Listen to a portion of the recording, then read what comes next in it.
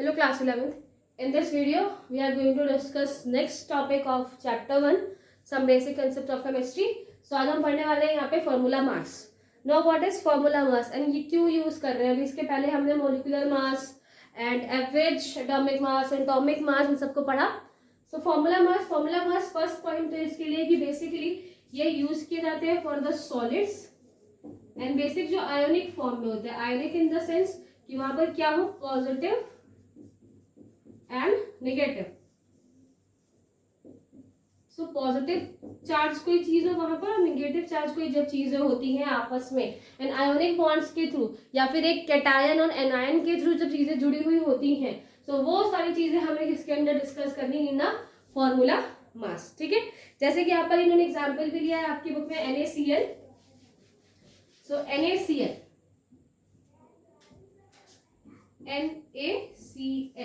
इसमें होता क्या है NaCl में बेटा, it's Na plus NCl minus. तो इस तरह का अरेंजमेंट आपको वहां पर देखने को मिलता है. NaCl में क्या होता है Na प्लस NCl माइनस वहां पर रहते हैं. लेकिन जब हम बेटा जिस तरीके से मैं अभी आपको बोर्ड पे पढ़ा रही हूँ ना, बोर्ड पे पढ़ा रही हूँ, अगर आपसे मैं कहूँ कि NaCl का स्ट्रक्चर बनाओ तो आप बोर्ड पे किस तरीके से बनाओगे? जैसे कि आपने यहाँ पे बनाया एक NaCl NaCl ऐसे करते करते आप बनाते जा रहे हो. ठीक है, that is Na, that is Cl, NaCl, NaCl. तो ये जो अभी आपने बनाया यहाँ पे जब पढ़ रहे हैं, तो हम कहाँ पढ़ रहे हैं? इन 2D स्ट्रक्चर में इसको हम देख रहे हैं. ठीक है, आप यहाँ पे इसकी हाइट वगैरह मेजर नहीं कर पा रहे हो, सिर्फ एक नॉर्मल फेज, एक फेज आपको वहां पे दिखाई दे रहा है. बट इन रियलिटी चीजें क्या होती है? इन रियलिटी जो भी चीजें हैं वो 3D स्ट्रक्चर में होती है. उनका एक हाइट है, उनकी वेट है, उनका ब्रेथ है, उनकी लेंथ है, ये सारी चीजें वहां पर होती है, डेप्थ भी होती है इन सब चीजों में. सो एक 3D स्ट्रक्चर होता है वहां पर. सो यहाँ पे जो आप पढ़ रहे हो ये क्या है? ये 1D या 2D स्ट्रक्चर है. इन रियलिटी जो होती है चीजें वो 3D फॉर्म में होती हैं. सो अगर उस तरीके का कुछ शेप बनाए,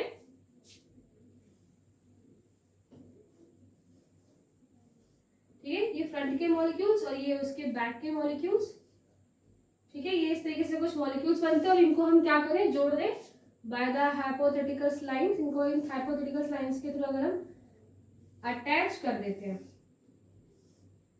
इमेजिनरी लाइन होती है ये, जिनके थ्रू आप अगर इनको अटैच करो तो एक जियोमेट्रिकल स्ट्रक्चर आपको यहाँ पर देखने को मिलेगा. ठीक है, कुछ इस तरीके के स्ट्रक्चर्स आपको वहां पर देखने को मिलते हैं. ठीक है बेटा, कुछ यहाँ पे आप एक क्यूब जैसा स्ट्रक्चर बन गया, थोड़ा सा टेढ़ा हो गया, no problem with this.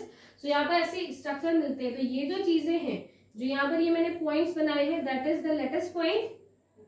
And ये जो स्ट्रक्चर है ये आपको नेक्स्ट क्लास में प्रॉपर अच्छे तरीके से पढ़ाया जाएगा. क्लास 12th में आपको पढ़ना है कि लेटेस्ट पॉइंट क्या है, किसका कैसे स्ट्रक्चर होता है. तो उतना अभी हमें नहीं देखना है, बस हमें ये देखना है कि जो भी चीजें हैं हमारे पास, अगर वो सॉलिड्स हैं, सॉलिड मेनली सॉलिड्स की बात कर रहे हो, भी आयनिक बॉन्ड्स में है. सो उनका एक 3D स्ट्रक्चर होता है. एंड 3D स्ट्रक्चर होने की वजह से हम उनका फॉर्मूला मास वहां पर निकालते हैं. क्यों फॉर्मूला मास निकाल रहे हैं बेटा? बिकॉज उनके बीच में जितने भी आपने पढ़ा जो सॉलिड्स था उनकी पैकेजिंग किस तरीके से होती है. सो वैसा एक स्ट्रक्चर यहाँ पे बना है बेटा. इसमें होता है कि सॉलिड्स की अगर हम बात कर रहे थे, अभी मैंने आपको पहले बताया कि सॉलिड के टर्म यहाँ पे पढ़ रहे हैं. सो उनमें चीजें कैसे होती है? बहुत क्लोजली पैक्ड है ना, कुछ इस तरीके के क्लोज मॉलिक्यूल्स होंगे यहाँ पे. एंड पूरे में इस तरह के, मतलब ए बना रही हूँ, आप कंप्लीट बना सकते हैं बॉक्सेस को. कंप्लीट इस तरीके से होंगे, है ना, कंप्लीट. कुछ मॉलिक्यूल्स बैक साइड पे भी होते हैं, कुछ अपर वाले पार्ट पे भी मौजूद होंगे, इन दिस डायरेक्शन ऑल्सो. सो कुछ इस तरीके की चीजें होती है वहां पर, जहां पर अगर आप इसे कंप्लीट करते हुए चले जाएं. आप इसके एक मैं लेयर बना ले रही हूँ.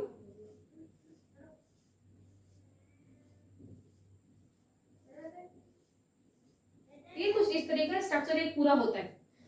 पैकेजिंग ऑफ, इसे आप क्या बोलोगे? पैकेजिंग है किसकी? Na प्लस और Cl माइनस की.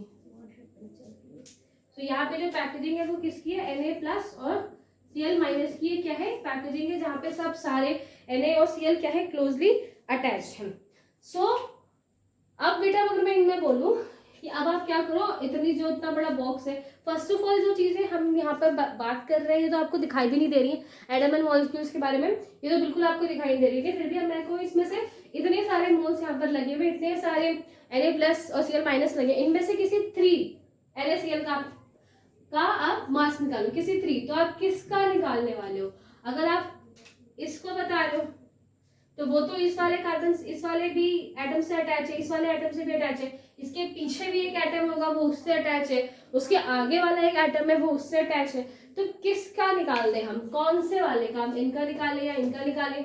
अगर आप किसी का भी एक निकाल रहे हो तो वो किसी ना किसी के साथ अटैच्ड है, इस वजह से हम एक सिंगल यूनिट का, सिर्फ एक यूनिट का वहां पर हम नहीं निकाल सकते, बिकॉज वो कैसे है, वो एक 3D स्ट्रक्चर में, हम वन प्लेन में उन्हें नहीं पढ़ रहे हैं, ना ही वो रियल लाइफ में वन प्लेन में होते हैं। यहाँ मैंने लिख दिया Na+Cl- दैट इज ओके, क्योंकि हम एक प्लेन में उसको एक्सप्लेन करते हैं, बट इन रियलिटी कुछ इस तरीके का स्ट्रक्चर होता है कि जहां पर एक कंपाउंड स्ट्रक्चर है, एक पॉजिटिव नेगेटिव चार्ज आपस में बॉक्स या आपस में कोई शेप बनाकर, आपस में पैकेज बनाकर रहते हैं, जिसमें एक जो Na+ है वो बहुत सारे वहां पर एटम्स के से अटैच है, घिरा हुआ है, सो किस एक का कैसे हम वहां पर निकाल सकते हैं? और अगर हम ये बात करें कि एक Na कितने Cl से घिरा होता है, सो एक Na घिरा होता है 6 Cl से। कितने? जो एक Na+ है वो 6 Cl से सराउंडेड होता है, एंड वही जो Cl- है वो 6 Na से सराउंडेड होता है। अब इस लाइन को समझते हैं कि कैसे, ठीक है? तो ये जो स्ट्रक्चर आप अभी ब्लैक बोर्ड पे देख रहे हैं, इसमें बेटा जितने भी रेड कलर की बॉल्स, रेड राउंड बॉल्स जो मैंने बनाई है वो आपका Na है, एंड जो ब्लू है वो Cl है। अब आप यहाँ पर देखो, मैंने अभी क्या बोला आपको कि जो एक Na है वो 6 Cl से क्या होता है, सराउंडेड होता है। कैसे? अब आप यहाँ पर देखो, किसी भी आप Na को उठाकर देख लीजिए, आप इस Na को चलो उठाते हैं, ठीक है, किस वाले Na की बात कर रहे हैं, ये जो Na यहाँ पर है हम इस वाले को उठाते हैं। सो अगर आप इसे देखो बेटा, तो एक इस Na के बगल में एक Cl ये है, इस Na के बगल में एक Cl ये, और एक इसके बगल में एक ये, और एक ये, आपको यहाँ पर 4 तो आपको यहाँ पर दिखाई दे रहे हैं, ठीक है, एक ही प्लेन के अंदर 4 है। मैंने आपको क्या बोला, हम 3D स्ट्रक्चर पढ़ रहे हैं, एक 3D व्यू में देख रहे हो, और यहाँ पर आपको सिर्फ 1 दिखाई दे रहा है, सो 2D है। अगर आप यहाँ पर 3D स्ट्रक्चर आप देखो तो इसकी जैसी एक और लेयर इसके आगे होगी, है ना, और ऐसी ही एक लेयर उसके पीछे होगी, क्योंकि हम 3D चीज पढ़े, जैसे अब आपका ये मान लीजिए ये जो लेयर है ये वाली लेयर है, ठीक है, ये जो लेयर मैंने यहाँ बनाई है वो ये है, सो एक इसके आगे भी तो होगी ना, और एक लेयर उसके पीछे भी होगी, कुछ इस तरीके का। तो हम इस वाले मिडिल वाले को यहाँ पर पढ़ पा रहे हैं, आगे की लेयर इसके जो आगे आगे आगे होंगी वो नहीं देख पा रहे हो, ना पीछे वाली। सो होगा क्या बेटा, 4 तो आपको वन प्लेन में मिलेंगे, Na 1 2 3 4 इनसे अटैच है, और एक इसके ऊपर एक Cl होगा, ठीक है, मैं डॉटेड बना देती हूँ, एक इसके ऊपर की तरफ एक Cl होगा, और एक उसके पीछे की साइड एक Cl होगा, ठीक है, बिकॉज हम 3D पढ़ रहे हैं। अब आपको समझ में आया कि एक Na किस तरह 6 Cl से घिरा हुआ होता है।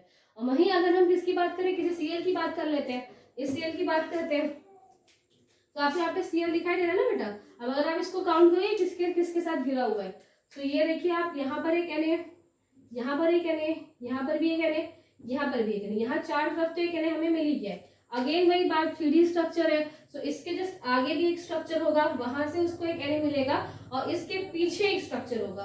सो एक स्ट्रक्चर कहाँ पर होगा, एक स्ट्रक्चर होगा इसके आगे, वो एक Na इसको मिलेगा, और एक स्ट्रक्चर होगा ऑन द बैक साइड, तो एक इस तरह से स्ट्रक्चर इसको मिलेगा। सो ये आपने देखा कि इस तरह से एक Na 6 Cl से सराउंडेड है, और एक Cl 6 Na से यहाँ पे सराउंडेड होता है।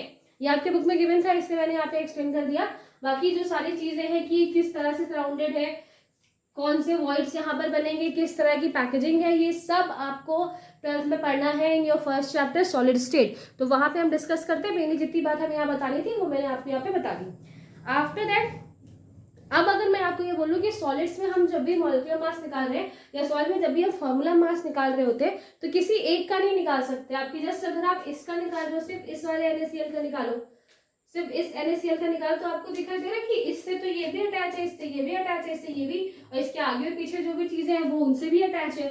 तो हम एक यूनिट का नहीं निकाल सकते यहाँ से, तो इसके लिए क्या करते हैं, हम एंटायर यूनिट का निकाल लेते हैं, पूरा का पूरा यूनिट का हम एक साथ निकाल लेते हैं। एंड बिकॉज नंबर यहाँ पे 6 6 इक्वल है, तो वहां पर हमें 6 मेंशन करने की जरूरत नहीं है।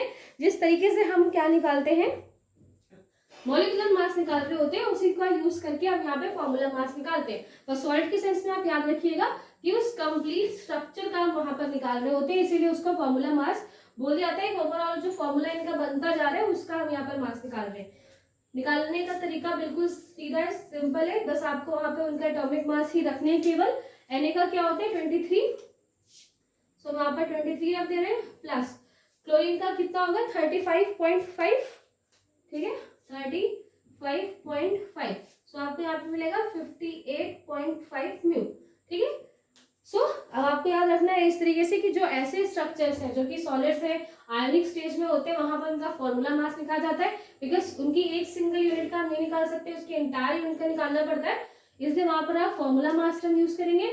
निकालते कैसे, वैसे बेसिक Na का सिर्फ आपको एटॉमिक मास रखना है और Cl का एटॉमिक मास रखना है, और उसका एटॉमिक मास हमें यहाँ से मिला या फिर फॉर्मूला मास यहाँ से मिला, तो वो किसी एक का नहीं है, वो एंटायर उस मॉलिक्यूल का है या फिर एंटायर उस स्ट्रक्चर का है, ठीक है। तो यहाँ से हमारा फॉर्मूला मास खत्म होता है। नेक्स्ट हम डिस्कस करेंगे नेक्स्ट टॉपिक को, that is mole concept.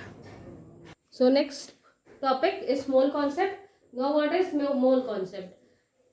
Okay, तो हमें बेटा इन केमिस्ट्री बहुत बड़ी बड़ी चीजें भी मिलती हैं, जैसे कि अभी आपको इतना बड़ा ब्लैक बोर्ड ही दिखाई दे रहा है, ठीक है। तो ये अगर आप मैं ऐसे बोलूँ कि इतने ही बड़े आपको 4 ब्लैक बोर्ड इकट्ठे करने हैं, आप कर लेंगे, कोई प्रॉब्लम वाली बात नहीं है। बहुत अच्छी तरीके से आपको दिखाई दे रहे हैं, प्रॉपर आप इनकी हाइट और हाइट जो इसकी लेंथ है आप इसे मेजर करके इतना ही सेम आकार का आप यहाँ पर शेप का ला सकते हो। बट अगर हम केमिस्ट्री में बोले कि आपको क्या करना है, 1 या 2 एटम लाने हैं, किसके, किसी भी मोल के या किसी भी एटम के लाने, या फिर जैसे हम Na बोल दूं मैं, Na है तो आप Na का सिर्फ 2 एटम ले आइए, बाकी सब छोड़ दो, सिर्फ 2 एटम आप Na के ले आओ। पहली बात तो ये आपको आंखों से दिखाई नहीं दे रहे, ये तो बोर्ड आपको बहुत नॉर्मल दिखाई दे रहा था, आप इसे ले आ सकते हो, पर मैं Na को बोलूँ तो फर्स्ट ऑफ ऑल आपको दिखाई ही नहीं देंगे। सिर्फ 1 एटम 2 एटम की बात करें तो वो आपको वैसे तो दिखाई नहीं दे रहे, किसी के पास आप उसको माइक्रोस्कोप के, और एटम लाने को कह रही हूँ, Na का पूरा एक बड़ा सा ग्रुप लाने को नहीं कह रही हूँ, ठीक है। एक Na के अंदर जो एक एटम है उसको लेकर आइए, तो वो तो आपको दिखाई ही नहीं दे रहा है। सो अब हम यहाँ पे क्या करें, जैसे कुछ आपके बुक्स में एग्जाम्पल्स दिए हुए, जैसे डजन होता है, हम 1 डजन की बात करें, सो अगर मैं आपसे बोलूँ कि 1 डजन लेकर आओ, तो आपको मालूम है कि हम 12 चीजों के बारे में बात करें। 1 डजन बनाना अगर मैं बोलूँ तो आपको पता है कि 12 होने चाहिए। 1 डजन बुक्स बोलूँ तो आपको पता है कि वहाँ पे बुक्स है, वो भी कितनी 12। 1 डजन बैग्स की बात करूँ तो पता है आपको कि 12 बैग्स लाने हैं हमें, ठीक है। वैसे कुछ और एग्जाम्पल दिए, जैसे स्कोर भी एग्जाम्पल दिया हुआ है, ठीक है। एक स्कोर में कितने होते हैं 20 आइटम्स, तो अगर मैं एक स्कोर की बात करूँ तो आप कितने ले आओगे 20 आइटम्स लेकर आओगे, जो भी मंगाओ, एक पेन का स्कोर मंगाओ, बुक्स का मंगाओ, कॉपी का मंगाओ, किसी भी चीज का, तो वहां पर एक डिसाइडेड है कि 1 डजन में 12 ही आएंगे, 1 स्कोर में 20 आइटम्स आएंगे। तो वैसे ही हम मोल को निकालते हैं, जिसमें मोल में हम ये काउंट कर सके कि अगर हम एक Na की बात कर रहे हैं या किसी Na किसी सोडियम वगैरह किसी की बात कर रहे होते हैं, तो एक्चुअली उसके अंदर कितने पार्टिकल्स हैं, कितने जिनको हम एक साथ वहां पर स्टडी कर रहे थे, तो उसके लिए क्या कॉन्सेप्ट है, मोल कॉन्सेप्ट वहां पर है। एंड जो मोल है वो आपको पहले बता चुकी हूँ कि SI यूनिट जब हमने पढ़ी थी, स्टैंडर्ड यूनिट, वहां पर SI यूनिट जो अमाउंट ऑफ सब्सटेंस था, एक SI यूनिट में एक है अमाउंट ऑफ सब्सटेंस, उसकी यूनिट क्या है, मोल, ठीक है। जब आपने वहां पर पढ़ा होगा SI यूनिट्स, तो वहां पर आपको मिला होगा अमाउंट ऑफ सब्सटेंस भी वहीं पर है, बेसिक यूनिट्स में से जिसका जो यूनिट है वो क्या है, मोल है, ठीक है। सो इतनी चीजें हम पता, अब हम पता करते हैं कि व्हाट इज 1 मोल। 1 मोल को हमें डिफाइन करना है, तो हम किस तरीके से करेंगे। सो 1 mole is the amount of substance. 1 मोल क्या है, एक अमाउंट या फिर नंबर ऑफ पार्टिकल्स जो कि किसके अंदर मौजूद है। 1 mole is the amount of substance or number of particles that present in 12 gram of carbon 12।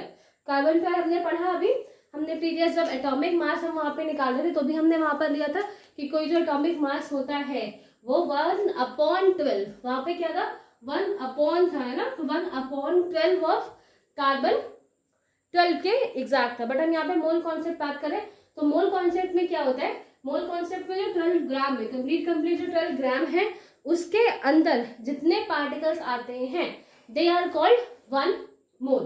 ठीक है, सो अब हुआ क्या बेसिक, यहाँ पर सबसे पहले तो हमें ये पता लगाया कि 1 एटम ऑफ कार्बन में कितने, उसका मास कितना होता है। तो फर्स्ट हमने यहाँ पे निकाला मास ऑफ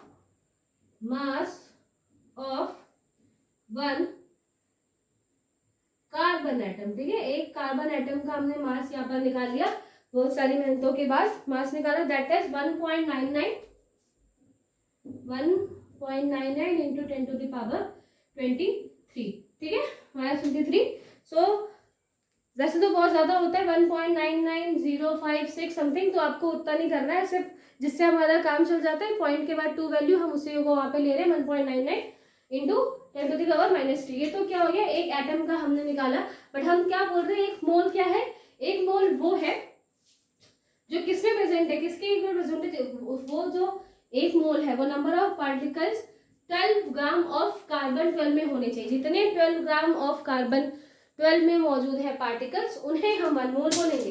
तो अब हम ये कैसे निकालेंगे कि जो कार्बन है उसका 12 ग्राम में कितने मोल्स हैं, तो उसको हम निकालने के लिए यहाँ पे क्या करेंगे। अब हम 1 मोल ऑफ कार्बन निकालते हैं। 1 मोल ऑफ कार्बन निकालने के लिए आप क्या कीजिए, 12 अपॉन जो वैल्यू हमने ली थी एक एटम की इंटू 10⁻⁻23। ठीक है, अब इसको आप डिवाइड करेंगे। जब आप इसको डिवाइड करेंगे तो बेटा आपको कुछ मिलेगा यहाँ पे वैल्यू अराउंड, जो वैल्यू मिलेगी वो है 6.022 इंटू 10⁻23। ये पहले नीचे था तो नेगेटिव में था, जब मुझसे ऊपर लेकर है तो ये पॉजिटिव में हो गया। सो ये जो वैल्यू हमें मिलकर आई है that is the value of 1 मोल। ठीक है, ओके।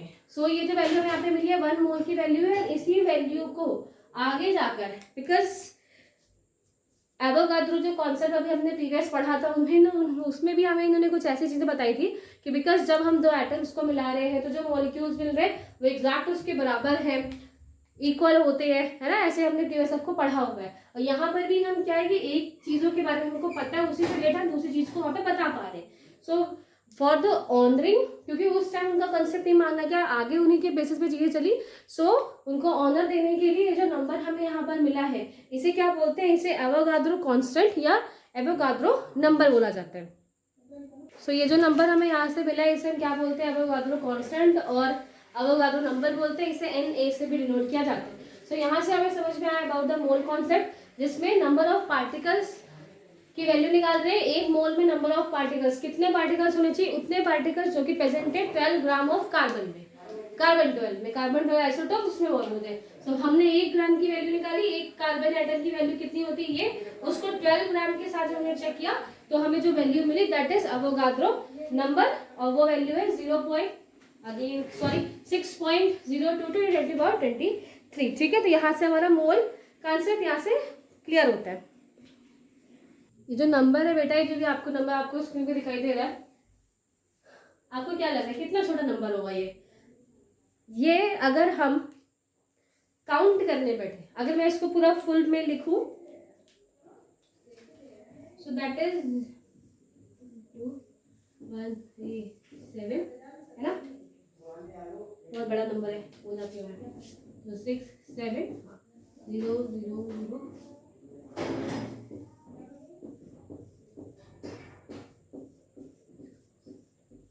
ठीक है। तो इतना बड़ा कुछ नंबर नहीं है।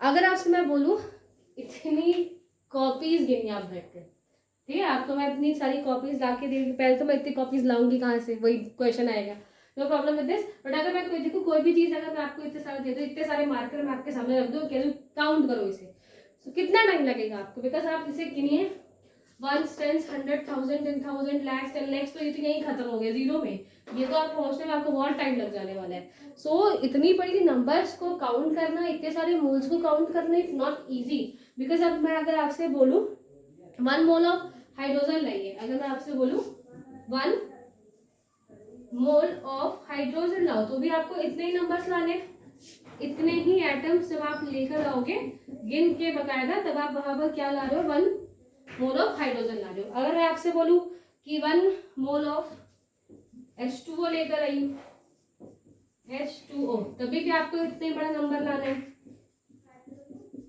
तो तब आप यहाँ पे क्या करेंगे, इतने सारे मॉलिक्यूल्स को लेकर आएंगे, इतने बड़े मॉलिक्यूल्स, इतने सारे मॉलिक्यूल्स को आपको वहां पे लेके आना है। तो इट्स नॉट इजी, इतना इजी नहीं है, बिकॉज इनको आप कितने मॉलिक्यूल्स को आप वहां पर लेकर आओगे, इनको काउंट कैसे करेंगे पहले तो आप। सो इस प्रॉब्लम को सॉल्व करने के लिए वहां पर मोलर मास निकाला जाने लगा।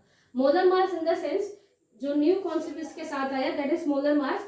जब हम किसी भी मास को, यानी कि 1 मोल ऑफ मास, किस 1 मोल का जब हम मास निकाल रहे हैं इन ग्राम्स, तो उसे हम क्या बोलते हैं, मोलर मास।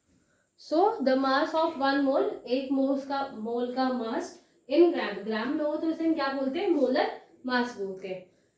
और जो ये मोलर मास है बेटा, ये एक्चुअली इक्वल होता है किसके, ये इक्वल्स होते हैं इन एटॉमिक मास, जो भी आपने प्रीवियस पढ़े उसके इक्वल होंगे, ऑल्सो मॉलिक्यूलर मास, और अभी जो आपने फॉर्मूला मास पढ़ा है वो इसी के इक्वल होते हैं। जैसे अगर मैं किसी आपसे कहूँ H2O, जैसे भी हमने डिस्कस किया था कि 1 mole of H2O, 1 mole of H2O, तो H2O का पहले आप क्या निकाल लीजिए, आप मॉलिक्यूलर मास निकालिए, वो कितना आएगा, इट इज 18 म्यू। आप निकाल के देख सकते हैं, वो आएगा 18 म्यू आएगा। इस 18 म्यू को बिकॉज इक्विवेलेंट होते हैं तो आप इसे चेंज कर सकते हैं, हो जाएगा ये 18 ग्राम। तो अगर अब आपसे मैं बोलूँ बेटा कि अगर आप 1 मोल ऑफ H2O लाना है तो आपको एक्चुअली 18 ग्राम वहां पर H2O लाना, ये हम ला सकते हैं, ठीक है, इसको हम ला सकते हैं, इसको हम इजिली का उसी इसे वे करके हम यहाँ पर ला सकते हैं। अगर मैं बोलूँ 1 मोल ऑफ NaCl लेकर आइए, 1 मोल ऑफ NaCl, हम NaCl का 1 मोल लेके आए, तो अभी आपने प्रीवियस फॉर्मूला मास पढ़ा है ना, फॉर्मूला मास में वो कितनी वैल्यू आई थी, 58.5 म्यू में जो वैल्यू आई थी, इसको हम चेंज कर लेंगे किसमें, ग्राम में, तो ये हो जाएगी 58.5 ग्राम। तो अगर मैं आपसे बोलूं कि 1 मोल ऑफ NaCl लेकर आई, तो आपको एग्जैक्ट कितने लाने, 58.5 ग्राम लाएंगे, एंड इतने ग्राम में जो वैल्यू है वो कितनी होगी, 6.022 इंटू 10⁻23। सो इतने पार्टिकल्स मौजूद होंगे इतने NaCl में, एंड इतने ही पार्टिकल्स मौजूद होंगे 18 ग्राम ऑफ वाटर में। सो यहां से मॉलिक्यूलर मास या मोल कॉन्सेप्ट या मोलर कॉन्सेप्ट कंप्लीट होता है कि मोल कॉन्सेप्ट में कैसे वैल्यू निकाली, एंड एक मोल को जब हम ग्राम में निकालते हैं तो वो हमारा मोलर मास यहाँ से हो जाता है, ठीक है। ऑल्सो जो बेटा क्या है, मोल होता है, नंबर ऑफ मोल को निकालने का एक फॉर्मूला भी जिसे हम N से डिनोट करते हैं। सो ये निकालने का फॉर्मूला है, that is given mass, okay, given mass upon molecular mass, ठीक है। सो इस फॉर्मूला का यूज करके अगर कहीं आपको लिखा हो कि एक किसी सब्सटेंस है उसका गिवन मास इतना है, ठीक, given mass for example x, किसी चीज का गिवन मास वहाँ पे गिवन है x, और उसका मॉलिक्यूलर मास तो आप वहां से निकाल ही सकते हैं उसमें, ठीक है। मॉलिक्यूलर मास बहुत इजी है, जिस तरीके से आप प्रीवियस निकाल रहे थे, और नंबर ऑफ मोल्स आप वहां से निकाल सकते हैं। तो that is also a formula जिसे हम कहाँ पर यूज कर सकते हैं, इन न्यूमेरिकल्स में यूज कर सकते हैं, जिसमें गिवन मास दिया हुआ होता है एंड मॉलिक्यूलर मास आप खुद निकाल सकते हो और नंबर ऑफ मोल्स को वहां पर निकाल सकते हैं। तो ये इस यहाँ पर आपके दो कॉन्सेप्ट खत्म होते हैं, first is formula mass, second mole concept and molar mass.